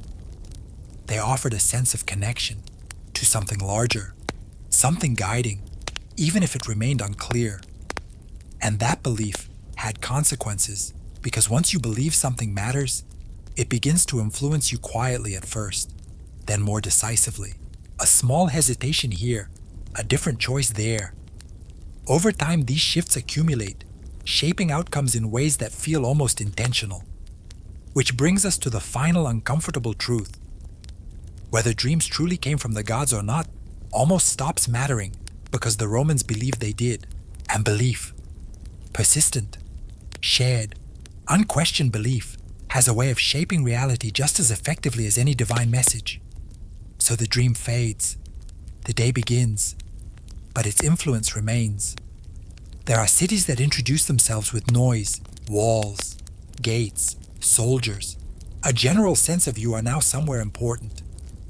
And then there is Petra, which prefers subtlety, almost suspicious levels of subtlety. You don't see it from afar. No skyline, no distant shimmer of civilization, just desert, stone, silence stretching in every direction like it has no intention of ending. If you didn't already know Petra was there, you would walk straight past it with confidence, completely unaware you had just missed one of the most remarkable cities of the ancient world. And then gradually, the land begins to narrow. You enter the CQ, a natural canyon that feels less like a road and more like a deliberate test. The walls rise high on either side, cutting off the sky into thin strips of light. The path twists, bends, tightens, then opens just enough to keep you moving forward.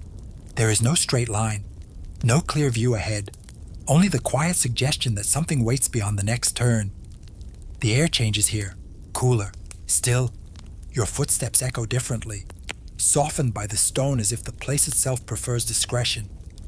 Traders once walked this same path, caravans carrying spices, incense, textiles, wealth moving silently through a corridor that hid everything, until the very last moment, and that concealment was not an accident. Petra, at its peak, was the capital of the Nabateans, a people who understood that visibility is not always strength. While other cities built walls to show power, Petra chose something far more effective. It disappeared. It blended into the landscape so completely that it became part of the terrain, protected not by force, but by absence, which made it both prosperous and secure. Because if no one can find you easily, they cannot conquer you easily either. As you move deeper into the sick, the anticipation builds not dramatically, but slowly, quietly. There is a rhythm to it. Step, turn, shadow, light again and again. Each corner feels like it might be the one. Each narrowing of the path feels intentional, as if the city itself is deciding when you are ready to see it. And then, without warning, the stone parts just slightly. A thin slice of something unnatural appears, too precise to be rock, too symmetrical to be chance. A column, a carved edge, just enough to confirm that the stories were not exaggerated. You take a few more steps, and suddenly Petra begins to reveal itself. Not all at once, not dramatically, but with the quiet confidence of something that has been waiting patiently, knowing it would be found eventually, after all that restraint. The winding silence of the sick, the slow build, the careful concealment. Petra decides quite suddenly that subtlety is overrated. You step forward, and there it is. The treasury known as Alcaz carved directly into the rose-colored rock with a level of precision that feels almost unreasonable given its age. Columns, statues, intricate details, all emerging from a single cliff face, as if the stone itself simply decided to become architecture. No scaffolding left behind, no visible construction, just perfection waiting at the end of a canyon. And, for a moment, you stop. Not because you want to, but because your brain needs time to catch up. This is not what you expected. Petra up until now has been quiet, hidden, almost cautious. And then it presents this, an entrance so elaborate, so deliberate, that it feels less like a building and more like a statement. Not loud, not aggressive, but undeniably confident. The Nabateans understood something important. First impressions matter, especially when your city is invisible until the last possible moment. Imagine arriving here as a trader after days or weeks of travel through harsh desert landscapes. Heat, dust, uncertainty, and then suddenly this. A monument that suggests wealth, skill, and control over the environment itself. You would not question where you were. You would understand immediately. This place matters. But here's the strange part. Despite its grandeur, the treasury was not actually a treasury, at least not in the way people once believed. The name comes from later legends, stories that imagined it filled with hidden riches. In reality, it was likely a tomb, possibly for a Nabotan king, which raises an interesting point. Even in death, the elite of Petra chose to be remembered with overwhelming beauty rather than simple practicality. The details invite attention. Figures carved into the facade, some eroded, some still visible, hint at a blend of influences, Greek, Egyptian, local traditions, all merging into something uniquely Nabotean. This was not a city isolated from the world. It absorbed ideas, adapted them, and turned them into something new. And all of it carved directly into the rock. No separate blocks, no assembly, just subtraction. Removing everything that was not the building until only the building remained, which makes the treasury more than an entrance. It is a declaration, not of power through force, but of power through mastery. After the treasury delivers its perfectly calculated moment of awe, Petra does something unexpected. It relaxes not into simplicity, but into normality. Because beyond that dramatic entrance, this was not just a monument. It was a city, a functioning, breathing place where people lived, traded, argued, and occasionally tried to survive the desert without turning into a cautionary tale. As you move deeper into Petra, the scale begins to reveal itself slowly. Carved facades continue along the cliffs, some grand, some modest, some clearly unfinished, as if the city was constantly expanding, adjusting, evolving with the needs of its people. These were not just tombs.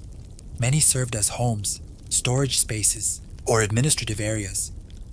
Rock was not a limitation here. It was the primary building material, and the Nabateans used it with quiet confidence. What stands out is not just what they built, but how they organized it. Streets, open spaces, gathering areas. Petra was not randomly carved.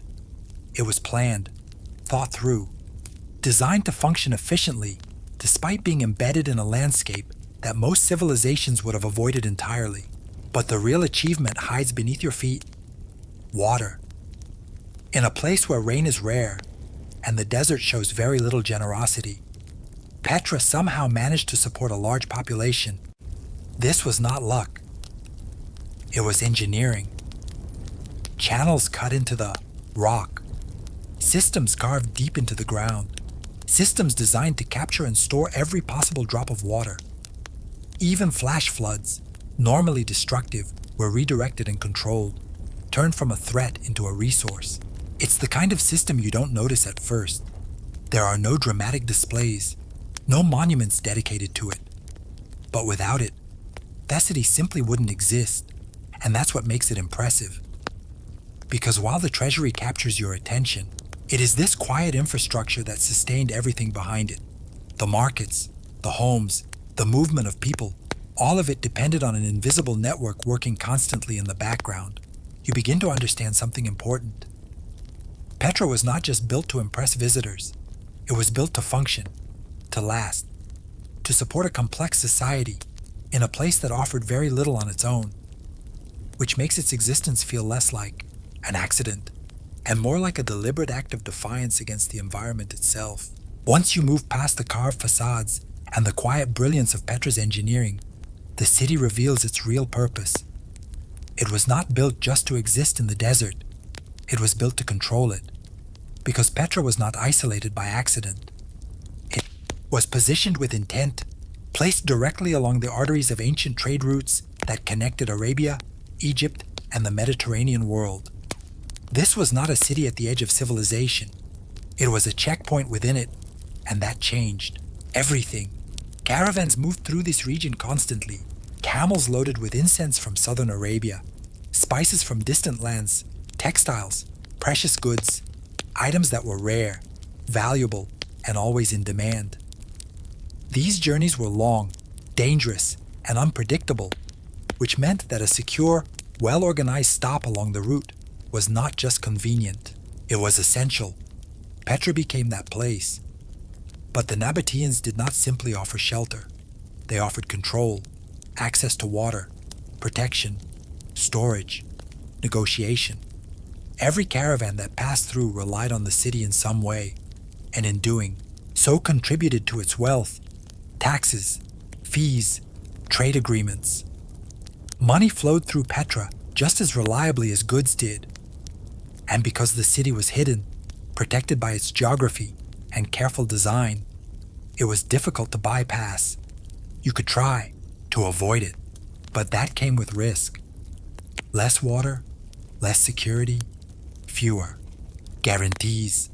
Most traders chose certainty, and Petra became richer because of it. The markets here would have been active, constantly shifting with new arrivals, languages mixing, goods exchanged, deals made and broken. It was not quiet in these spaces, not like the sick. This was movement, energy, a constant reminder that the city's true power came not from its stone, but from its position in the world. What's remarkable is how the Nabateans balanced visibility and invisibility. To the outside world, Petra was hidden, but to those who needed it, to traders, merchants, travelers, it was essential, known, trusted, almost inevitable. And that is a rare kind of power, not dominance through force, but influence through necessity, which explains how a city carved into a rock in the middle of a harsh desert could rise to such importance without ever needing to shout about it. It simply waited, and the world came to it. By now, Petra feels almost inevitable, as if it simply emerged from the rock, because the landscape allowed it. But cities do not build themselves, no matter how much they blend into their surroundings. Behind every carved facade, every hidden channel, every perfectly placed structure, there were people making deliberate decisions. The Nabateans, they are not as widely remembered as the Romans or the Egyptians, which feels slightly unfair considering what they managed to accomplish. They did not leave behind massive armies or sprawling empires that demanded attention. Instead, they built something far more subtle, a network of trade, knowledge, and adaptation that allowed them to thrive in a place most would avoid entirely. At the heart of their success was understanding, not just of trade routes or economics, but of the environment itself. The desert was not treated as an obstacle. It was studied, observed, and eventually used. The Nabateans learned how water moved, how storms behaved, how the land could be shaped rather than fought against, and then they built accordingly. Their architecture reflects this mindset. Instead of importing materials or forcing structures onto the landscape, they worked with what was already there. Rock became walls, cliffs became buildings. The city grew out of the terrain rather than sitting on top of it. It is efficient, durable, and almost deceptively simple until you realize how much planning it required. But they were not isolated thinkers. Petra shows clear influences from other cultures: Greek columns, Egyptian motifs, local traditions, all combined into something distinct. The Nabateans were not just traders of goods, they were collectors of ideas. They observed, adapted, and refined what they encountered, shaping it into a style that felt entirely their own. Their society itself was organized but flexible. Trade required negotiation, diplomacy, the ability to work with different cultures without losing control of their own system. And they managed it quietly, without the kind of aggressive expansion that defined other powers of the time, which makes their achievement feel almost understated. No grand declarations, no overwhelming displays of dominance, just consistent, careful decisions that turned a difficult environment into a thriving center of commerce. And perhaps that is why Petra feels the way it does, not like a city that was imposed on the land, but like one that understood it better than anyone else.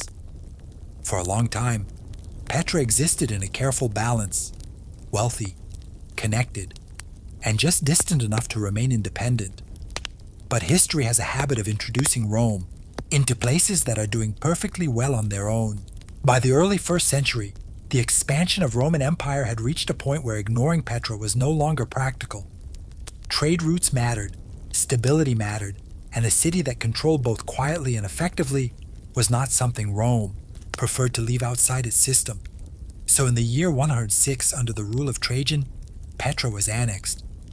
Not through a dramatic siege or a violent collapse, but with a kind of efficiency that almost feels anticlimactic.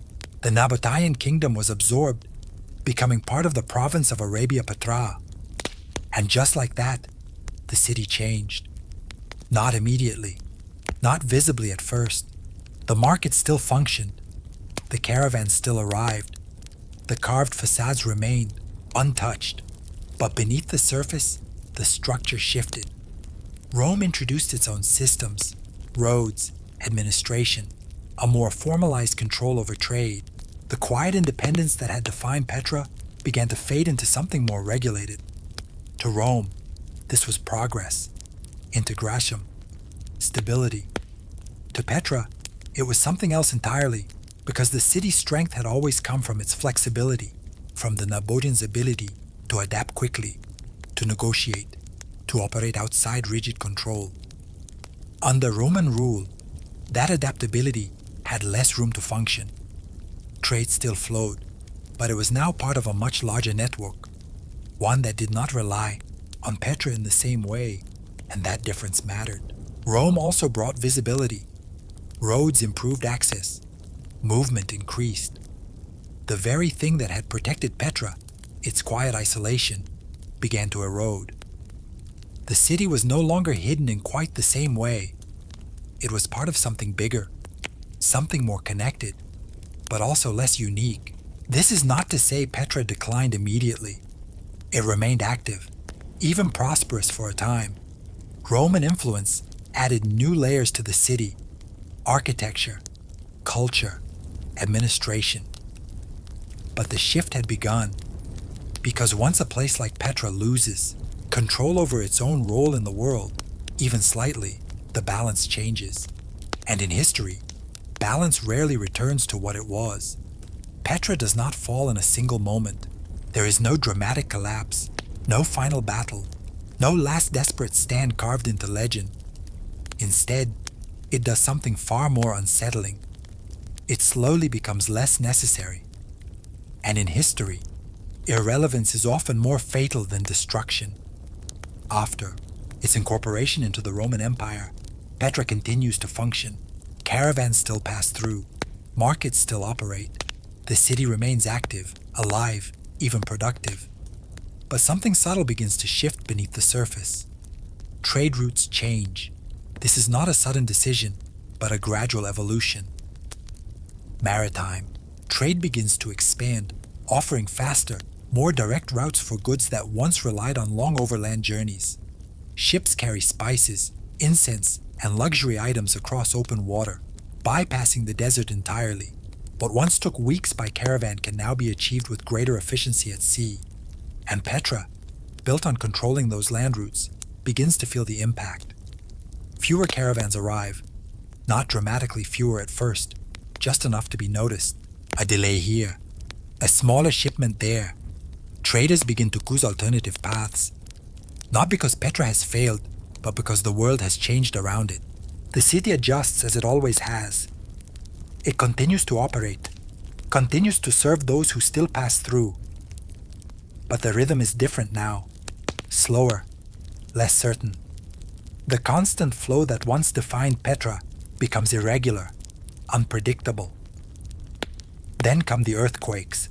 Natural disasters strike the region, damaging infrastructure that was essential to the city's survival. Water systems, buildings, pathways. Repairs are made, but each event leaves a mark. Not just physically, but economically. A city already adapting to reduce trade now has to rebuild itself repeatedly, each time with fewer resources than before. Over time, the population begins to thin, not in a dramatic exodus, but gradually. Families leave. Opportunities shift elsewhere. The reasons are practical, almost mundane, but the effect is profound. Petra does not disappear overnight. It lingers quietly, which in a way is fitting, because just as it rose without announcing itself loudly, it fades in the same manner.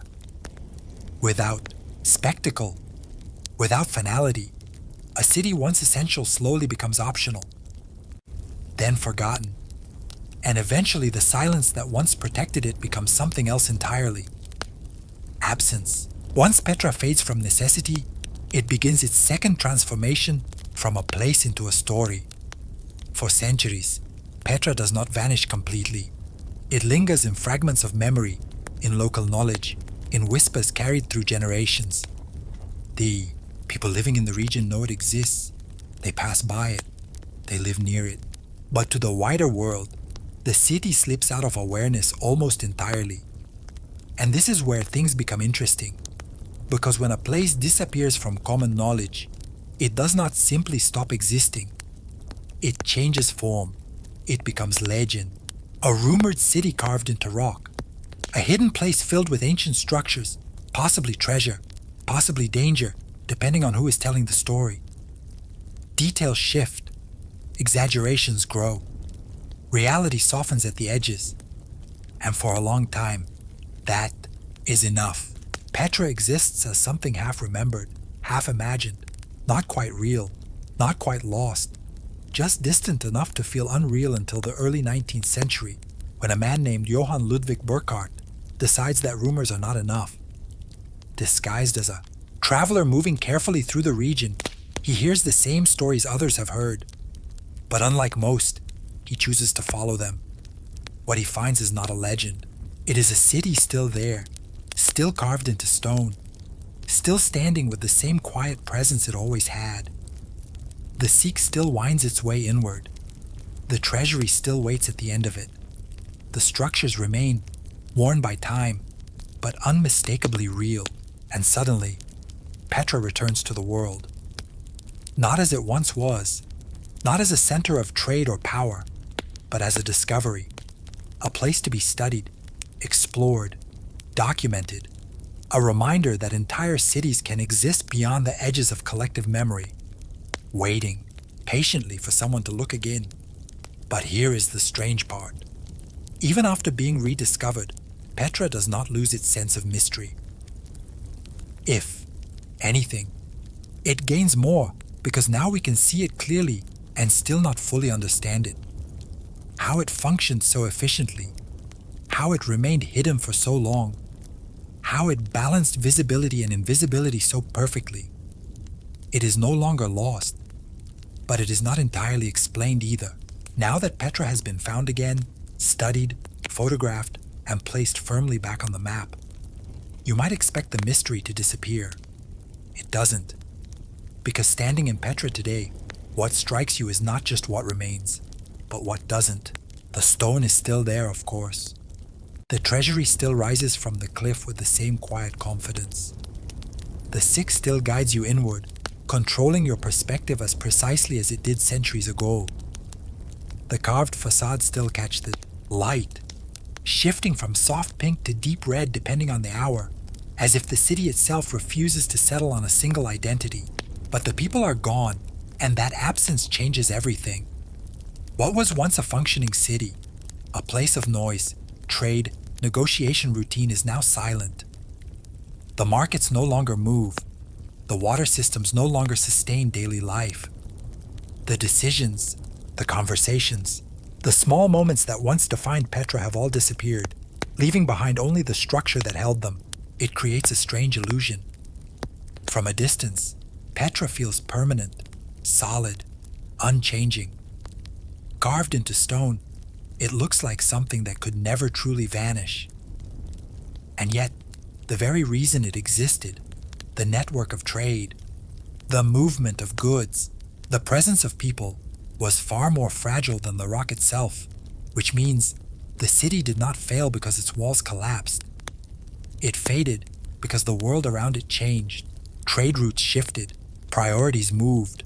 What was once essential became optional, and over time, optional became forgotten. There is something almost uncomfortable about that. The idea that a place so carefully built, so intelligently designed, could lose its purpose, not through destruction, but through quiet irrelevance. No dramatic ending, no final moment, just a gradual absence of need. And yet, Petra still stands, not as it was, but as evidence. Evidence of what people can create when they understand their environment. Evidence of how power can exist without constant visibility. And perhaps most importantly, evidence that permanence is often an illusion. Because even cities carved into stone are not immune to time. They simply take longer to admit it.